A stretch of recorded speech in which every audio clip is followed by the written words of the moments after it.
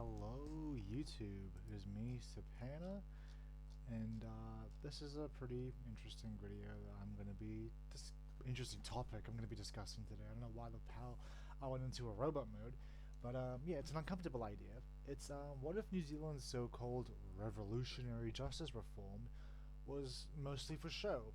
Which it is, spoiler alert, it is.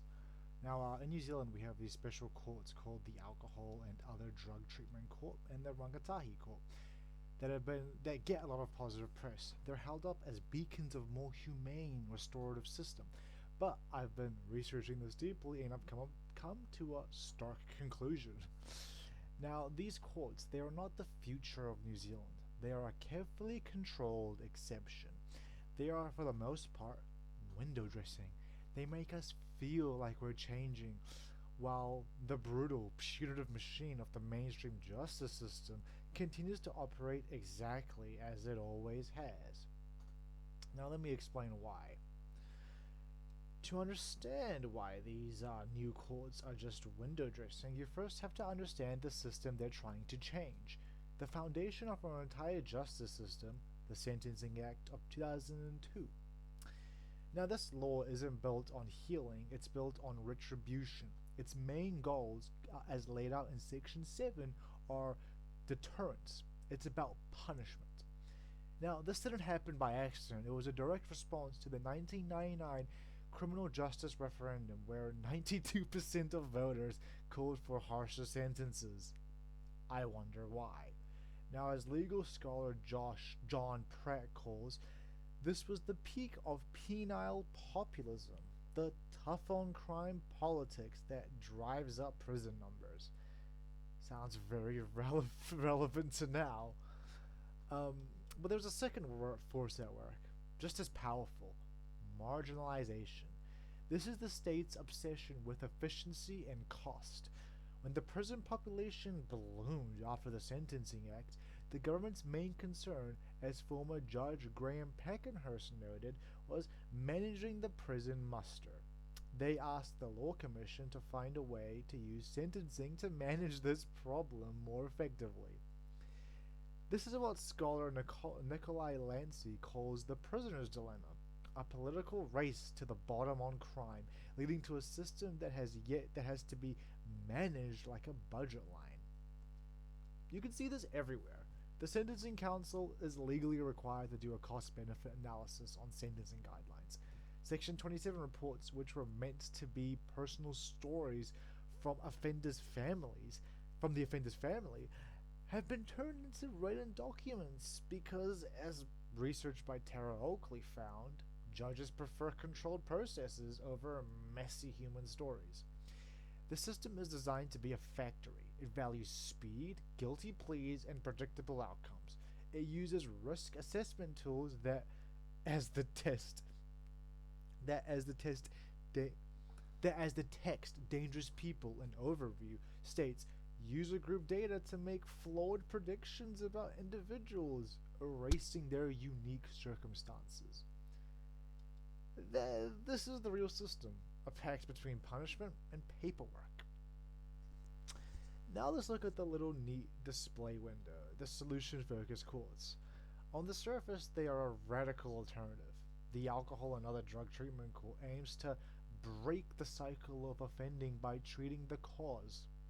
The Rangatahi Court for young Maori is built on strong cultural links and meaningful involvement of family. Their philosophy, drawn from therapeutic jurisprudence from scholars Wexley and Rennick, and restorative justice from theorist John Braithwaite, is about healing, not hurting. It's about moral learning, community participation, and making amends. And the evidence shows that in their own little bubble they do work. The Rangatahi Court process evaluation in 2012 found high levels of family attendance and that cultural processes were a critical success factor. It talked about young people developing a sense of pride and standing.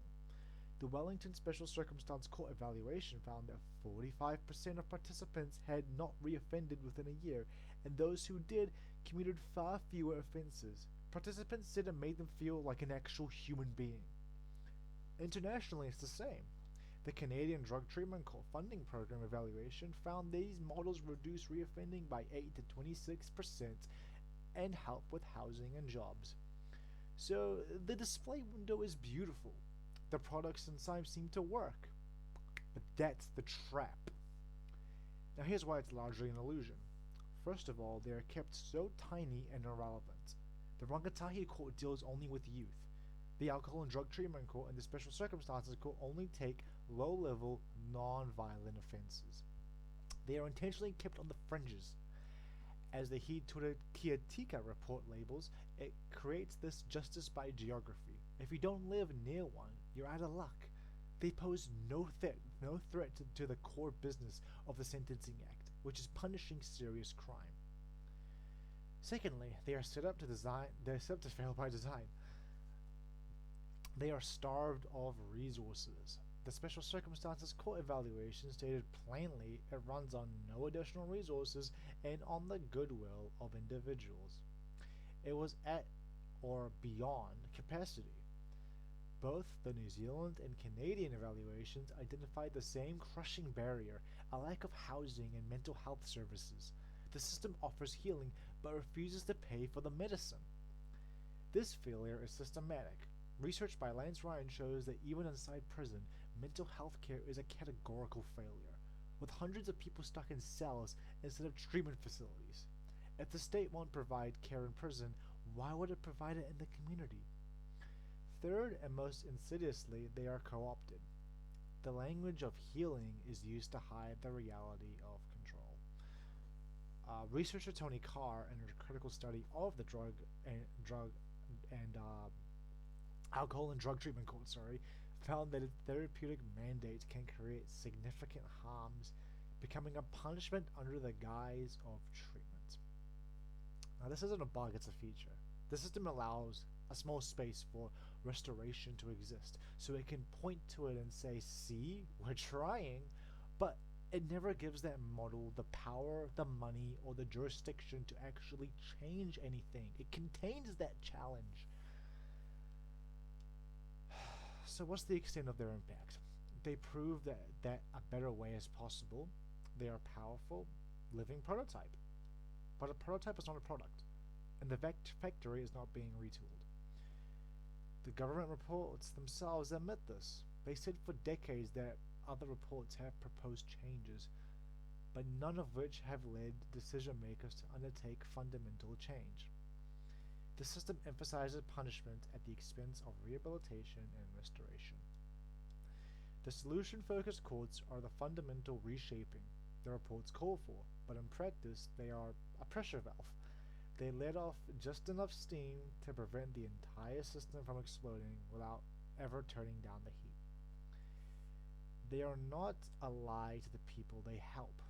The help is real for those who get it, but they are a lie to the rest of us, making us believe in a transformation that is simply just not happening. They are a beautiful, well-lit display window on a building that is, and continues to be, a prison.